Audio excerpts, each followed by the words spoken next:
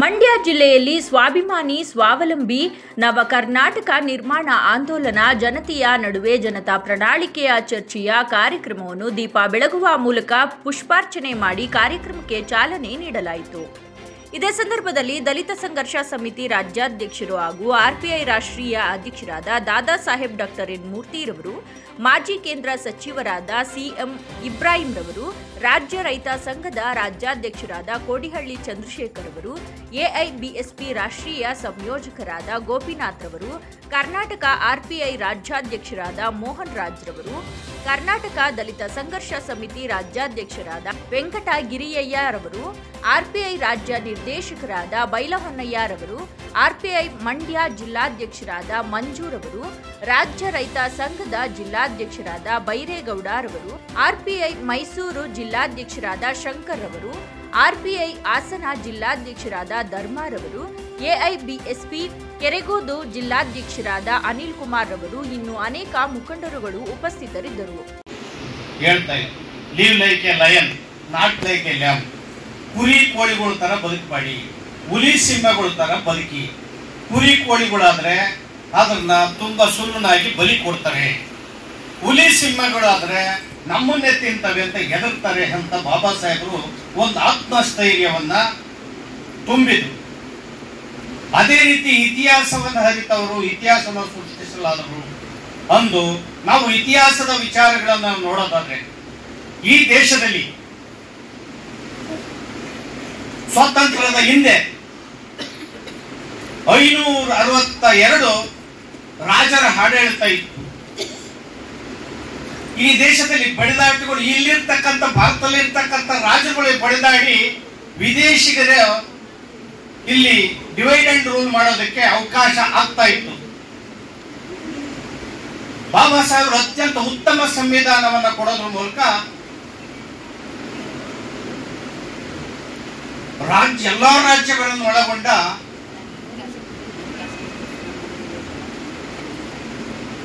ಸಾರ್ವಭೌಮ ಅಖಂಡ ಭಾರತದ ಒಕ್ಕೂಟವನ್ನ ಒಂದೇ ದೇಶವನ್ನ ಮಾಡಿ ಎಲ್ಲರನ್ನೂ ಕೂಡ ಒಂದೇ ಕೊಡೆಯಡಿ ತರದಂತಹ ಒಬ್ಬ ಮಹಾನ್ ನಾಯಕ ಯಾರಾದ್ರು ಇದ್ರೆ ಅದು ಬಾಬಾ ಸಾಹೇಬ್ ಅಂಬೇಡ್ಕರ್ ಅವರು ಅನ್ನೋ ಮಾತನ್ನ ಈ ಸಂದರ್ಭದಲ್ಲಿ ಹೇಳಕ್ಕೆ ಇಚ್ಛೆ ಪಡ್ತೀನಿ. ಇಲ್ಲಿ ಎಲ್ಲಾ ಧರ್ಮಗಳು, ಎಲ್ಲಾ ಜಾತಿಗಳು, ಎಲ್ಲಾ ಭಾಷೆಯ ಜನರು ಒಟ್ಟಿಗೆ ಒಂದು ಸೂರಿನಡಿ ಬದುಕುವಂತ ಅವಕಾಶ ಇದೆ. ಪಾಕಿಸ್ತಾನದ ಹಿಂದೆ ಪ್ರಧಾನಿಯಾಗಿದ್ದಂತಹ ಜುಲ್ಫಿಕರ್ ಅಲಿ ಭುಟ್ಟೋ ಅವರು ನೇಣಗಂಬಕ್ಕೆ ಏರೋ ಸಂದರ್ಭದಲ್ಲಿ ಒಂದು ಮಾತನ್ನ ಅವರು ಹೇಳ್ತಾರೆ, ನಮಗೆ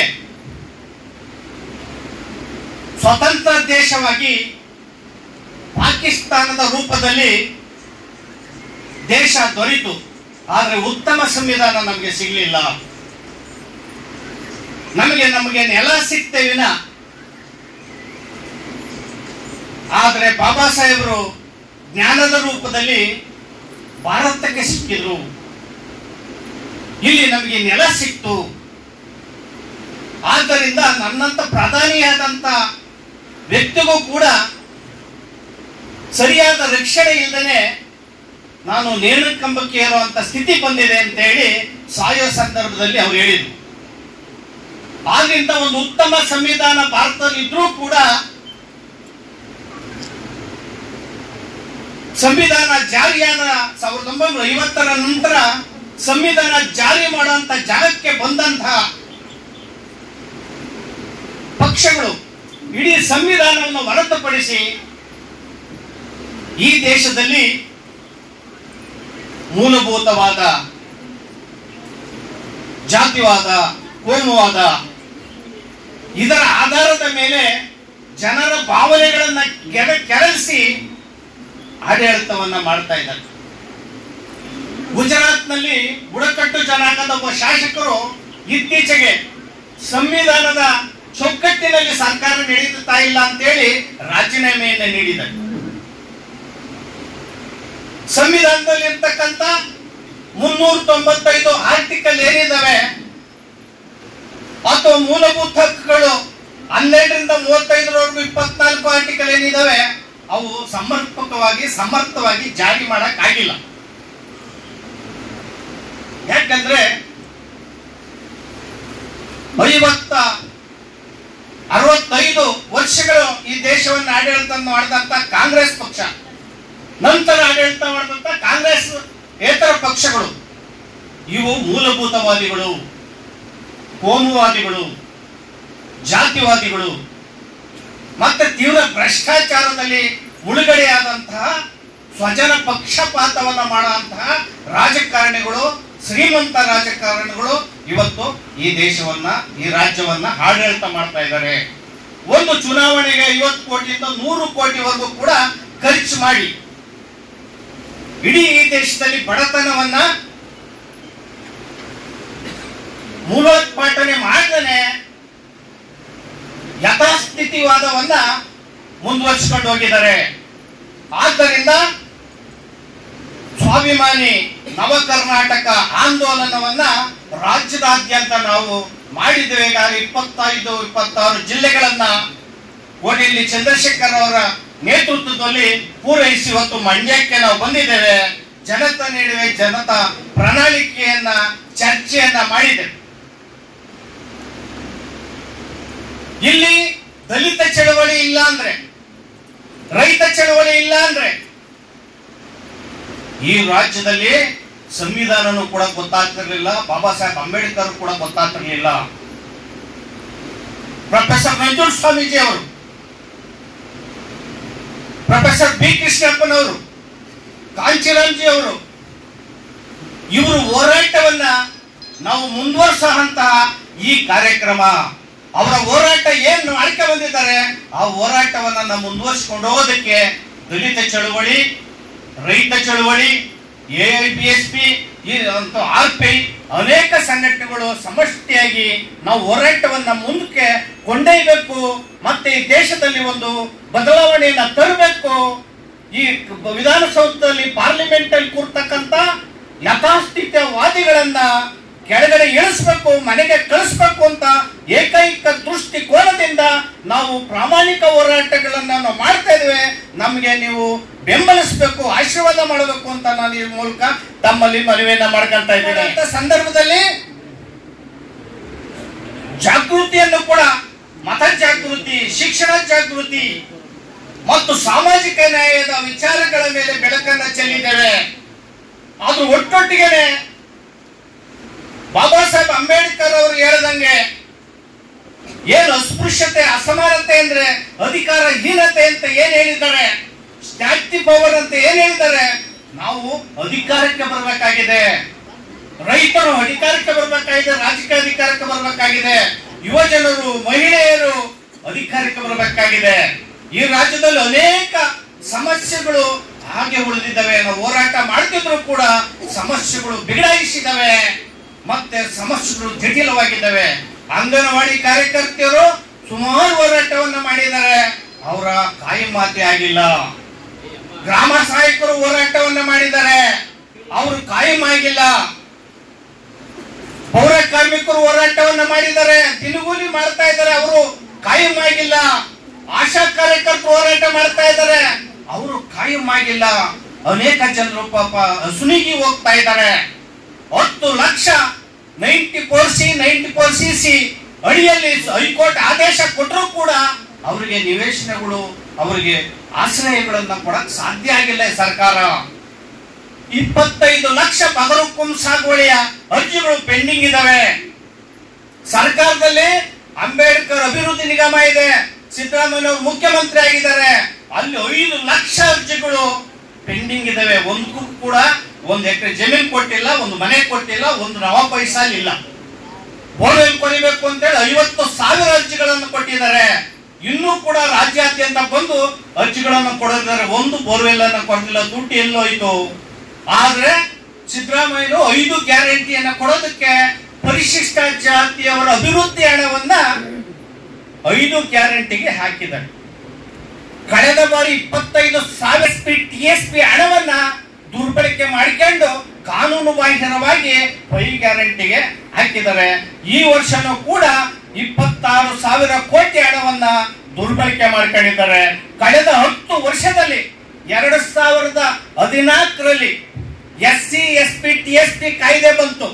ಅಲ್ಲಿಂದ ಇಲ್ಲಿವರೆಗೆ 1,20,000 ಕೋಟಿ ಹಣವನ್ನ ಪರಿಶಿಷ್ಟ ಜಾತಿಯವರ ಅಭಿವೃದ್ಧಿ ಹಣವನ್ನ ಈ ಸರ್ಕಾರಗಳು ದುರ್ಬಳಕೆ ಮಾಡ್ಕೊಂಡಿದ್ದಾವೆ.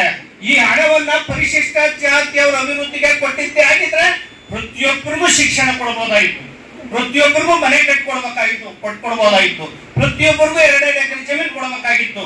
ಈ ಒಂದು ಇರಾದೆ, ಈ ಒಂದು ಇಚ್ಛಾಶಕ್ತಿ ಕಾಂಗ್ರೆಸ್ ಸರ್ಕಾರಕ್ಕೂ ಇಲ್ಲ, ಜನತಾದಳ ಸರ್ಕಾರಕ್ಕೂ ಇಲ್ಲ, ಬಿಜೆಪಿ ಸರ್ಕಾರಕ್ಕೂ ಇಲ್ಲ.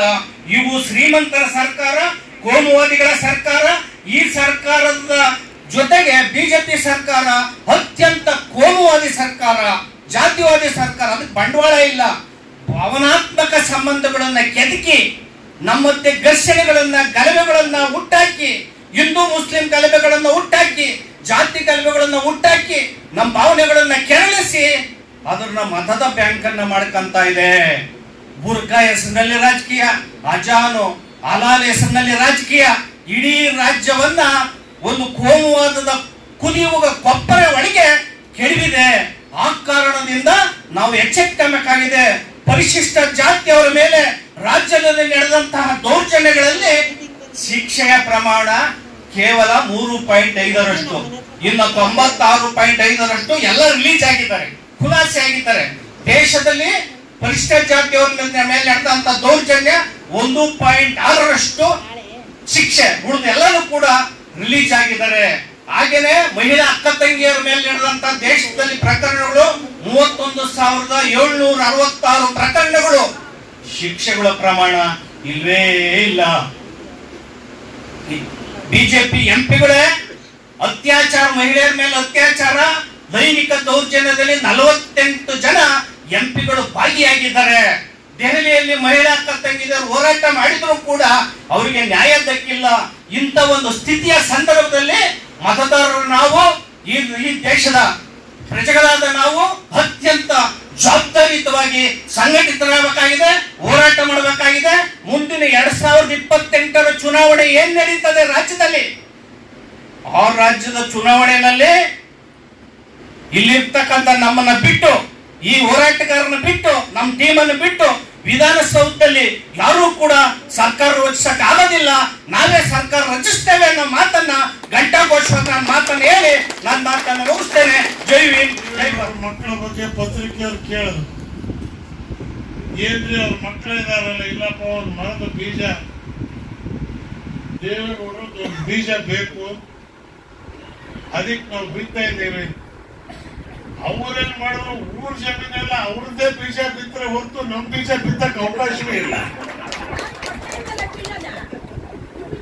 ಮಕ್ಕಳು, ಮೊಮ್ಮಕ್ಕಳು, ಮರಿ ಮಕ್ಕಳು. ನಾನು ದೇವೇಗೌಡರಿಗೆ ಕೊನೆ ಕೇಳಿದೆ, ನಿಮ್ ಧರ್ಮಪತ್ನಿಗೂ ಏನಾದ್ರು ಪೂರ್ಣವಾಗತ್ತೆ ಅಂದಾಗ ಏನ್ ಮಾಡೋಣ ಕಡೆಯ ನೀನು ಐಡಿಯಾ ಹೇಳು ಅಂತ. ಇವತ್ತು ರಾಜಕಾರಣ ಈ ದೇಶದ ಪ್ರಧಾನಮಂತ್ರಿ ತನಕ ತಗೊಂಡ್ಬಂದ ನಾನು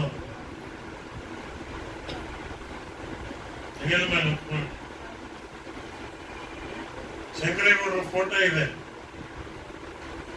ನಾನು ಈ ಜಿಲ್ಲೆಗೆ 1975 ಬರ್ತಾ ಇದ್ದೇನೆ. ಚೌಡೇನವರು, ಮಾದೇಗೌಡರು, PN ಜವರಪ್ಪಗೌಡರು, ಮಂಚೇಗೌಡರು, ಬೊಮ್ಮೇಗೌಡರು, GS ಬಸವರಾಜು ದಲಿತ ವಾಣಿ ಪೇಪರ್ ನಡೆಸ್ತಾ ಇದ್ರು, ಸಿದ್ದಪ್ಪ ಅಂತ ತೀರ್ಕೊಂಡು ಹೋಗಿರ್ಬೇಕು. ಅವ್ರು ನಿಮ್ಗೆ ಅದೇ ಜನ ಉದ್ದಕ್ಕಿದ್ರು, ಕಚ್ಚ ಹಾಕೊಂಡು ದಲಿತರು. ಅವ್ರನ್ನೆಲ್ಲ ನೋಡಾಗಿದ್ದೀವಿ. ಇಲ್ಲಿದ್ದಿದ್ದು 2 ಗುಂಪು, ಒಂದು ಕೃಷ್ಣನ್ ಗುಂಪು, ಒಂದು ಶಂಕರೇಗೌಡರ ಗುಂಪು. SM ಲಿಂಗಪ್ಪನವರು, HD ಚೌಡಯ್ಯನವರು 20 ದಿವಸ ಮುಂಚೆ ಅವ್ರ ಮನೆ ಹೋಗಿ ಮಾತಾಡಿಸಿ ಅವ್ರ ಜೊತೆ ರಾಗಿ ಪದ್ಧತಿ ಬಂದನು. ಆತ್ಮಾನಂದ, ಇವ್ರ ತಾಯಿ, ಇವರಪ್ಪ. ನಾನು ಭೂಕೈಲಾಸ ಹಳೆ ಪಿಕ್ಚರ್ ಹೊಸ ಪ್ರಿಂಟ್ ಹಾಕೊಂಡು ಇವ್ರ ಜೊತೆ ಹೊಂಟೇನೆ. 50 ವರ್ಷದಿಂದ ಅದು ನೋಡಿದ್ದೀವಿ, ಈಗೂ ನೋಡ್ತಾ ಇದ್ದೀವಿ. ಒಂದು ಪಾರ್ಟಿ ಮಾಡಬೇಕು, ಜನ ನಮಗೆ ಕೇಳ್ತಾರೆ ಹುಚ್ಚರು.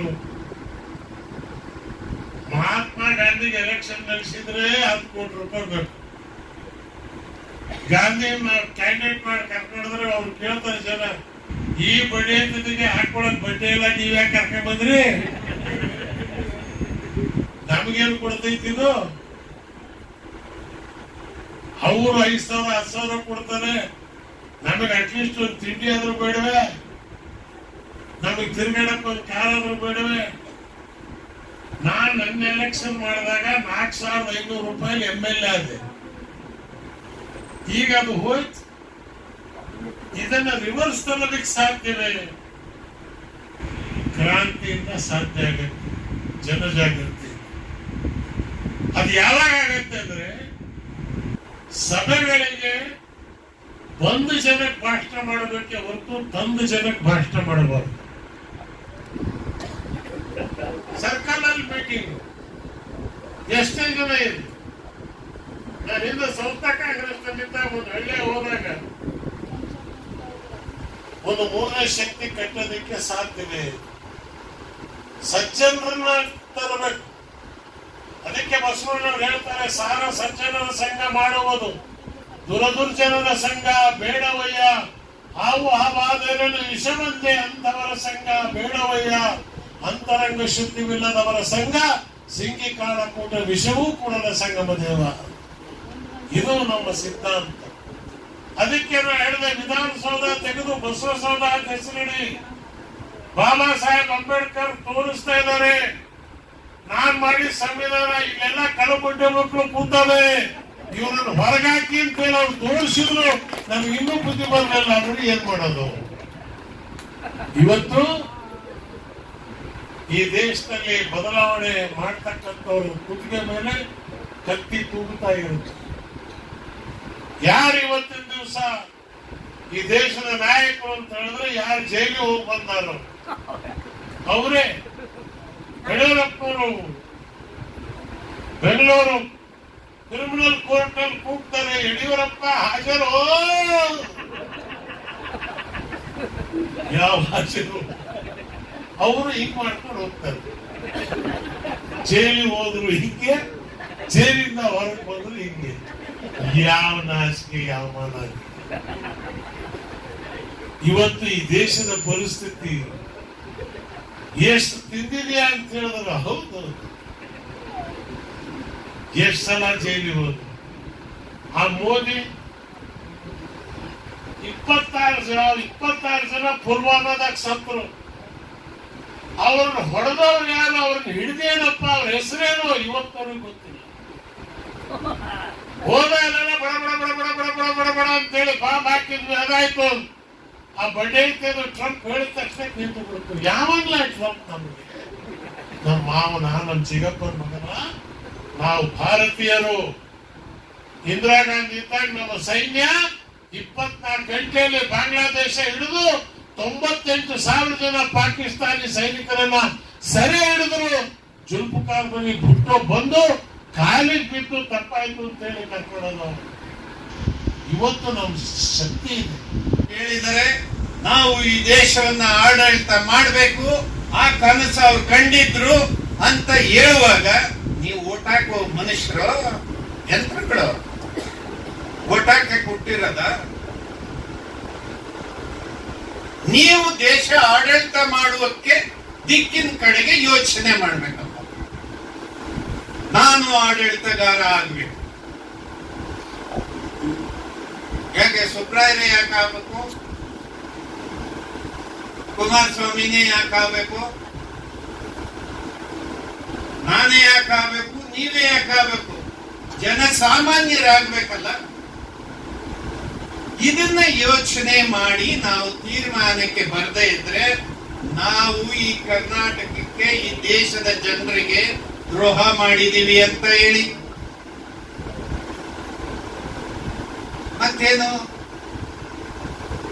ಮತ್ತೇನಿದೆ? ಬರೀ ಪಾಕಿಸ್ತಾನವನ್ನ ಮಾತಾಡ್ತಾ ಮಾತಾಡ್ತಾ 100 ವರ್ಷ ಬಿಜೆಪಿ ಆಡಳಿತ ಮಾಡೋದಕ್ಕೆ ದೇಶದಲ್ಲಿ ಪ್ಲಾನ್ ಮಾಡೋದಾದ್ರೆ ಇದು ದೇಶದ ದುರಂತ ಆಗಲ್ವಾ ನಾಳೆ ಭವಿಷ್ಯಕ್ಕೆ? ಹೌದು, ನಮ್ಮ ಯಾರು ನಮ್ಮ ಮೇಲೆ ಒಳಗೆ ನುಗ್ಗಿ ನಮ್ಮ ಮೇಲೆ ಹಿಂಸೆ ಕೊಡ್ತಾರೋ ಅದನ್ನ ನಾವು ಸಹಿಸ್ಕೊಳ್ಳೋದಕ್ಕಾಗೋದಿಲ್ಲ.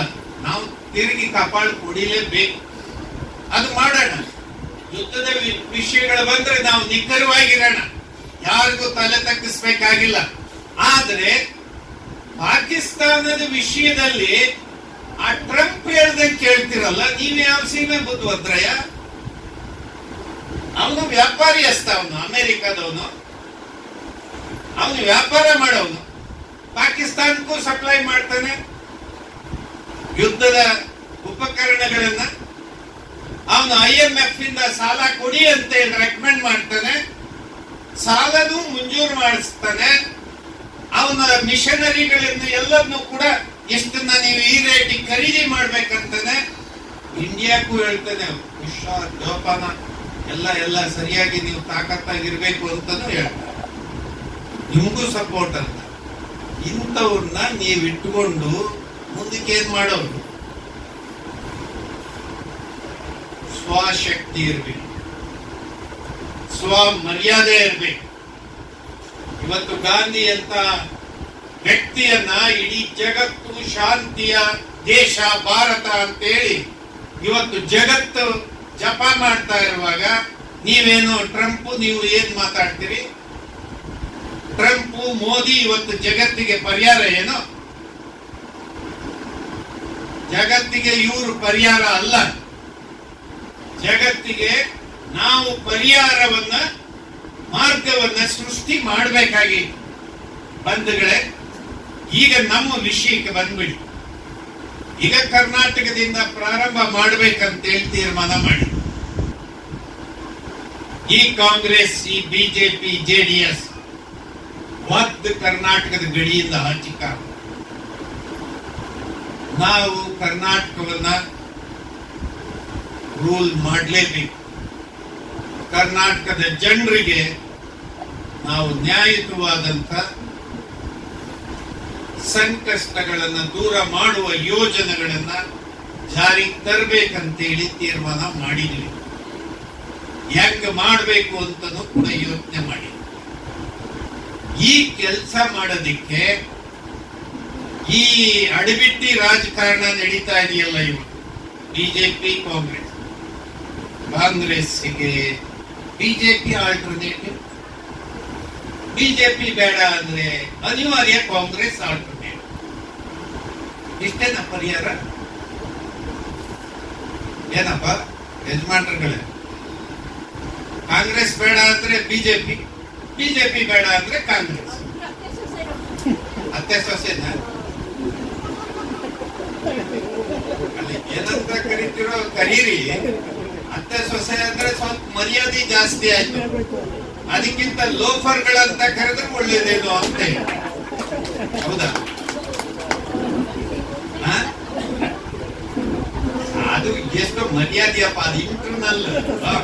ಅತ್ತೆ ಸೊಸೆದು ಮನೆ ಬಾಗಿಲಿಂದ ಆಚೆಗೆ ಹೋಗಲ್ಲ, 16 ವರ್ಷ ಒಳಗಡೆನೇ ಜಗಳ ಆಡ್ತಾ ಇರ್ತಾರೆ. ಆಮೇಲೆ ಯಾವತ್ತೂ ಒಂದ್ ದಿವಸ ಆಚೆಗೆ ಬರೋದು. ಆದ್ರೆ ಇವ್ರು ಹಂಗಲ್ಲ. ಇವರು ಇಡೀ ಮಾನ ಮರ್ಯಾದೆ, ದೇಶ, ಸ್ವಾಭಿಮಾನ, ಜನರ ಬದುಕನ್ನೇ ಅಡ ಹಾಕಿಬಿಡ್ತಾರಲ್ಲ. ಇದನ್ನ ಹೆಂಗೆ ಸಹಿಸ್ಕೊಳ್ಳೋದು? ಅದಕ್ಕೆ ಸಾಕು ನಾವು ಪ್ರಾದೇಶಿಕವಾಗಿ ಭಾಷೆ ವಿಷಯ ಬರಲಿ. ಇಲ್ಲಿ ಕನ್ನಡವೇ ಸಾರ್ವಭೌಮ. ಅದು ಬೇಕು ಅಂತ ನಾವು ಶುರು ಮಾಡ್ತಾ ಇದ್ದೀವಿ. ಯಾಕಂತ ಹೇಳಿದ್ರೆ ನಾವು ಸ್ವಂತ ಭೂಮಿಯಲ್ಲಿ ಉಳುಮೆ ಮಾಡಿ ನಾವು ಸ್ವಾಭಿಮಾನದ ರೈತರಾಗಬೇಕು ಅಂತ ಉದ್ದೇಶ ಅಲ್ಲ. ಅವತ್ತು ನಾವು ಯಾವುದೋ ಒಂದು 10,000 ಮಾಡ್ಕೊಂಡ್ವಿ, ಈಗ ಒಳ್ಳೆ ಬೆಲೆ ಬಂದಿದೆ, ಈಗ ಮತ್ತೆ ವಾಪಸ್ ತಗೊಂಡ್ರೆ ಒಂದು 60-70 ಲಕ್ಷ ಸಿಗ್ಬೋದು ಅಂತ ಅಷ್ಟೇ. ನಮ್ಮ ಸ್ವಂತ ಜಮೀನಲ್ಲಿ ನಾವು ಸ್ವಾಭಿಮಾನದ ಬದುಕಬೇಕಂತಕ್ಕಂಥ ಪ್ರಜ್ಞೆ ಇನ್ನೂ ಬಂದಿಲ್ಲ. ಚಳವಳಿ ಮಾಡೋದಕ್ಕೆ ಬಹಳ ಮುಖ್ಯವಾದ ಪ್ರಜ್ಞೆ ಯಾವುದಂದ್ರೆ ಸ್ವಾಭಿಮಾನ ಚಳವಳಿ. ಹೋರಾಟ ಮಾಡೋದಕ್ಕೆ ಸ್ವಾಭಿಮಾನ ಅವಶ್ಯಕತೆನೇ ಇಲ್ಲ. ಹೇಳ್ಬೋದು ಅಷ್ಟೇ ನೀವು, ಆದ್ರೆ ಏನು ಬೇಕಾಗಿಲ್ಲ. ಏನೋ ಆ ಟೈಮ್ ಏನ್ ಬೇಕಾದ್ ಸಿಕ್ಕಿದ್ರೆ ಸಾಕು. ಏನೋ ನೀವು ಕೇಳ್ಕೊಡ್ತೀರಾ, ಅದಕ್ಕೆ ಎಷ್ಟು ಕೊಡ್ಬೇಕು ಅಷ್ಟು ಕೊಡ್ತಾರೆ. ಆ ಕಾರಣಕ್ಕಾಗಿನೇ ಸರ್ಕಾರಗಳು ಯಾವುದೇ ಅಧಿಕಾರಕ್ಕೆ ಬಂದ್ರೂ ಸಹಿತ ನಿಮಗೆ 10 kg ಅಕ್ಕಿ ಕೊಡ್ತಾರೆ ಗ್ಯಾರಂಟಿ. ಹೆಣ್ಮಕ್ಳು ತಿರುಗಾಡೋದಕ್ಕೆ ಬಸ್ ಫ್ರೀ ಕೊಡ್ತಾರೆ. ಡಿಗ್ರಿ ಮಾಡಿದವ್ರಿಗೆ 3,000 ರೂಪಾಯಿ ಕೊಡ್ತಾರೆ. ಈ ಗ್ಯಾರಂಟಿಗಳು ಮತ್ತು ಈ ಸೌಲಭ್ಯಗಳು ಇವೆಲ್ಲ ಏನು ಕಾರ್ಯಕ್ರಮಗಳಿದೆ ಅವರು ನಮ್ಮ ಮನೋಭಾವ ನಮ್ಮ ಯೋಗ್ಯತೆ ನೋಡಿ ಕೊಡ್ತಾ ಇರೋದು. ನಾವು ಅವ್ರನ್ನ ಬೈತೀವಿ, ನಾವು ಅವ್ರನ್ನ ಬೈಯೋದಲ್ಲ. ನಮಗೆ ಸ್ವಾಭಿಮಾನ ಇರಬೇಕು. ಮಗನೇ ನನ್ನ ಗಂಡ ಇದ್ದಾನೆ, ಮಗ ಇದ್ದಾನೆ, ಅವನು ಕೂಡ ದುಡ್ಡು ಕೊಡ್ಬೇಕು, ನಿನ್ನ ಹತ್ರ ನಾನು ತಗೋಬೇಕು ಅಂತ ಜಬರ್ದಸ್ತ್ ಮಾಡಬೇಕಾಗಿತ್ತು. ನೀನು ಕೂಡ 10 kg ತಿನ್ನು ಅಂತ ದರಿದ್ರದವ ನಾವು ಅಂತ ನಾವು ಮಾತಾಡಬೇಕಾಗಿತ್ತು. ನೀನು ಗ್ಯಾರಂಟಿ, ನೀನು ಅಕ್ಕಿ ಅನ್ಬೇಕು, ನಮ್ಗೆ ಭೂಮಿ ಕೊಡು, ನೀನು ಬುಕ್ಕಡೆ ಕೊಡ್ಬೇಡ ಭೂಮಿ, ನಾವು ದುಡ್ಡು ಕೊಟ್ಟು ತಗೋತೀವಿ. ಒಂದೇ ಸಲ ಆಗಲ್ಲ, 10 ವರ್ಷ ಕೊಡ್ತೀವಿ ನಾವು ವಾಪಸ್. ನಮ್ಮ ಭೂಮಿಯಲ್ಲಿ ನಾವೇ ಬೆಳಿತೀವಿ. ಈ ಒಂದು ಕೆಚ್ಚು ನಮ್ಮಲ್ಲಿ ಬರಬೇಕಾಗಿತ್ತು. ನಮಗೆ ಬಂದಿಲ್ಲ ಅನ್ನೋದು ಗೊತ್ತು. ಹಾಗಾಗಿ ಅಧಿಕಾರಕ್ಕೆ ಬಂದರೆ ಗ್ಯಾರಂಟಿಗಳು ಕೊಡ್ತಾರೆ, ಅಧಿಕಾರ ಪಡೆಯೋದಕ್ಕೆ ಓಟ್ಗೆ ಇಷ್ಟು ಅಂತ ದುಡ್ಡು ಕೊಡ್ತಾರೆ. ಇಷ್ಟ ಆಗ್ತಾರದು. ತಮಿಳ್ನಾಡಲ್ಲಿ ಒಮ್ಮೆ ಇದೇ ಥರನೇ ಓಟ್ ಹಾಕ್ಬೇಕು, ಓಟ್ ಹಾಕೋವಾಗ ನೀವು ದುಡ್ಡು ತಗೋಬೇಡ್ರಿ ಅಂತ ಹೇಳಿದ್ವಿ. ಅದಕ್ಕೆ ಹೆಣ್ಮಕ್ಳು ಏನು ಹೇಳಿದ್ರು ಅಂದರೆ, ಸ್ವಾಮಿ ಗೆದ್ದ ಮೇಲೆ ಕೋಟ್ಯಾಂತರ ರೂಪಾಯಿ ಮಾಡ್ತಾರೆ ಅವರು, ಅವಾಗ ನಾವೇನು ಮಾಡೋಕ್ಕಾಗೋದಿಲ್ಲ. ಈ ಎಲೆಕ್ಷನ್ ಟೈಮಲ್ಲಿ ಏನಕ್ಕೆ ಅವರು 1,000 2,000 ಕೊಡ್ತಾರೆ, ಅದನ್ನು ಬೇಡ ಅಂದ್ರೆ ಹೆಂಗೆ ನೀವು ಅಂತ ಕೇಳಿದ್ವಿ. ಇದು ನಮ್ಮ ಮನೋಭಾವ. ಇನ್ನು ಬೇಕಾದ್ರೆ 2,000 ಬಂದ್ರೆ 5,000 ಕೇಳಿ ಅಂತೇಳಿ, ಅದು ಓಕೆ. ನೀವು ತಗೊಳ್ಳೇಬೇಡ ಅಂದ್ರೆ ಹೆಂಗಿದು? ಈ ಮನೋಭಾವ ಇರುವಾಗ ನೀವು ಅವ್ರನ್ನ ಇಳಿಸ್ತೀರಾ ಅಥವಾ ನಿಮ್ಮ ಸಮಸ್ಯೆ ಹೆಂಗೆ ಬಗೆಹರಿಯುತ್ತೆ? ಬರೀ ದಲಿತರಿಗಲ್ಲ, ರೈತರಿಗೂ ಹಂಗೆ ಇದೆ, ಕಾರ್ಮಿಕರು ನಾವೆಲ್ಲ ಹಂಗೆ ಇದ್ದೀವಿ.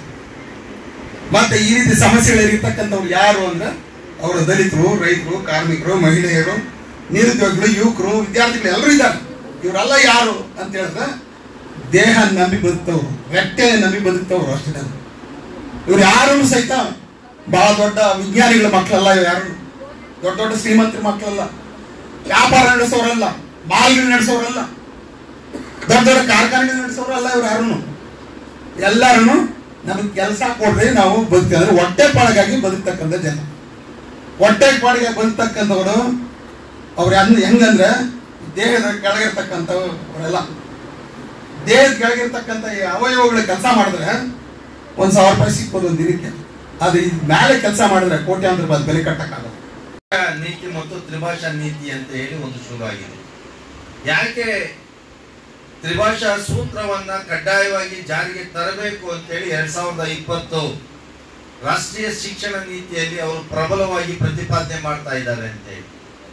ಬಹುಶಃ ಡಾಕ್ಟರ್ ಬಾಬಾ ಸಾಹೇಬ್ ಅಂಬೇಡ್ಕರ್ ಅವರು 1927 ಡಿಸೆಂಬರ್ 25ನೇ ತಾರೀಕು ಮನುಸ್ಮೃತಿಯನ್ನ ಬಹಿರಂಗವಾಗಿ ಸುಡೋದ್ರ ಮುಖಾಂತರ ಚತುರ್ವರ್ಣ ಪದ್ಧತಿ ನಾಶ ಆಗಬೇಕು, ಈ ಜಾತಿ ವ್ಯವಸ್ಥೆ ನಾಶ ಆಗ್ಬೇಕಂದ್ರೆ ಈ ಹಿಂದುತ್ವ ಅಂತ ಏನ್ ಬ್ರಾಹ್ಮಣಿಕಲ್ ಸಿಸ್ಟಮ್ ಅಂತ ನಾವೇನ್ ಹೇಳ್ತೀರಿ ಅದು ನಾಶ ಆಗ್ಬೇಕು ಅಂತೇಳಿ ಬಾಬಾ ಸಾಹೇಬರು 1927 ಮನುಸ್ಮೃತಿಯನ್ನ ಸುಟ್ಟಾಕರು.